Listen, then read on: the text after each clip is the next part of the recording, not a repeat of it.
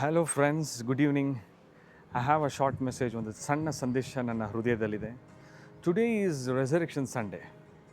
Some call Easter Sunday, but I call resurrection Sunday. ಪುನರುತ್ಥಾನದ ದಿವಸ ಎಂಬುದಾಗಿ ಕರೆಯಲು ಬಯಸ್ತೇನೆ. ಏನಪ್ಪ ಈ ಪುನರುತ್ಥಾನದ ದಿವಸ? ಯಾರು ಪುನರುತ್ಥಾನ ಹೊಂದ್ಕೊಂಡ್ರು? It's all about Jesus.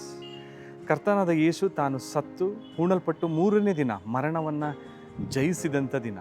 ಯಾರ ಸ್ಥಳದಲ್ಲಿ ಸತ್ತರು? ನನ್ನ ನಿನ್ನ ಸ್ಥಳದಲ್ಲಿ. ನಾನು ನೀನು ಹೋಗಬೇಕಾದಂಥ ಪರಿಸ್ಥಿತಿ, ಪಾಪ ಕೊಡುವ ಸಂಬಳ ಅದು ಮರಣ. The wages of sin is death.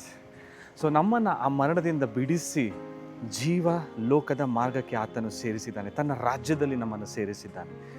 Friends, if you believe this message, ಆತನು ಸತ್ತು ಹೂಣಲ್ಪಟ್ಟು ಮೂರನೇ ದಿನ ಮರಣವನ್ನು ಜಯಿಸಿದ್ದಾನೆ ಅಂತ ನೀವು ನಂಬಿದ್ರೆ, God will give you power to be, or he will make you new creation. ನಿಮ್ಮನ್ನು ನೂತನ ಸೃಷ್ಟಿಗಳಾಗಿ ಮಾಡ್ತಾನೆ. This is all about resurrection Sunday. And when he died, you died. When he was buried, you was buried. Your sin and its consequences buried. When he resurrected with new life, you too resurrected with new life. ನೀವು ಕೂಡ ಹೊಸಬರಾಗಿ ಮರಣವನ್ನು ಜಯಿಸಿದ್ದಾರೆ. ಆತನ ಸತ್ತಾಗೆ ನೀವು ಸತ್ತಿದ್ದೀರಿ. ಆತನು ಹೂಣಲ್ಪಟ್ಟಾಗ ನಿಮ್ಮ ಪಾಪ ಅದರ ಸಂಬಳ ಅದನ್ನು ಕೂಡ ಆತನು ಸೋಲಿಸಿ ಮರಣವನ್ನು ಜಯಿಸಿ ತಂದೆ ಮಹಿಮೆಯಿಂದ ಏಳುವಾಗ ನಿಮ್ಮನ್ನು ಕೂಡ ಹೊಸಬರಾಗಿ ಎಬ್ಬಿಸಿದ್ದಾನೆ.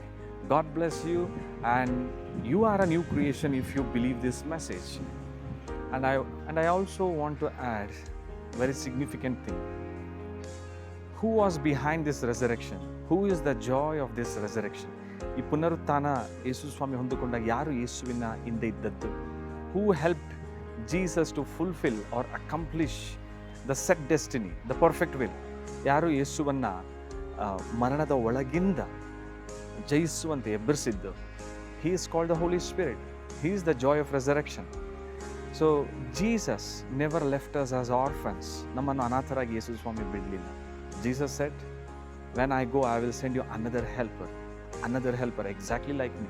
ನನ್ನಂತೆ ಬೇರೊಬ್ಬ ಸಹಾಯಕನನ್ನು ಸದಾ ಕಾಲ ನಿಮ್ಮ ಸಂಗಡ ಇರುವುದಕ್ಕೆ ಕಳಿಸಿಕೊಡ್ತಾನೆ. And the Holy Spirit is with you. Don't forget, I want to remind this.